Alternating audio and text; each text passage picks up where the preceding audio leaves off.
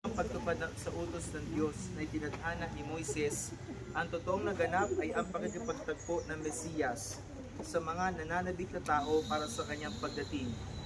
Sa pag-akit ng Espiritu Santo, ang mga banal na matatanda ay naparoon sa templo.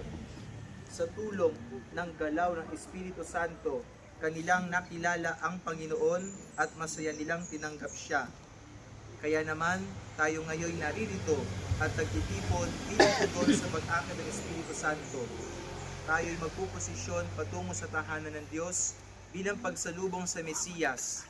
Makaharap at makilala naman natin siya ngayon sa pagkasalo sa pinaghahati-hating tinapay hanggang sa kanyang maningning na pagpapakita.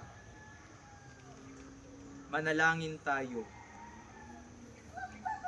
Ama naming makapangyarihan, ikaw ang pinanggagalingan ng lahat ng kaliwanagan. Ang liwanag na tatanglaw sa lahat ng mga bansa ay iyong pinakita ngayon sa banal na Sion. Gawin mong banal at basbasan ang mga kandilang ito na hawak-hawak ng mga bumubuo sa iyong sambayanan.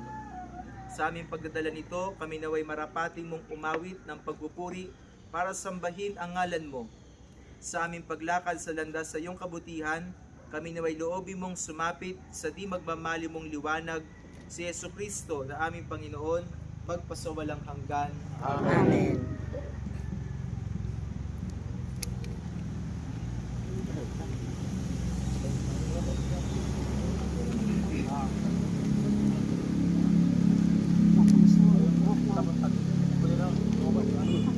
Nauna siya. Aray. Ano ba yun? Nalusot yung green rose?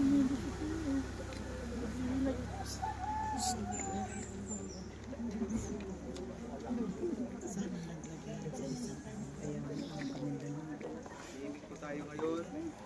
Ibig po tayo ng posisyon patungo po sa loob ng simbahan. Ibig po, huwag tatakbo, huwag makagawa po sa upuan. Solemn, tahimik tayong kapasok sa simbahan at ulitin natin ang pagpumatahan. Po.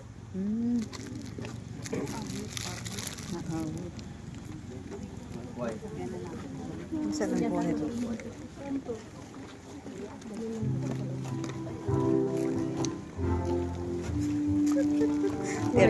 Kaya nga, mga padala to.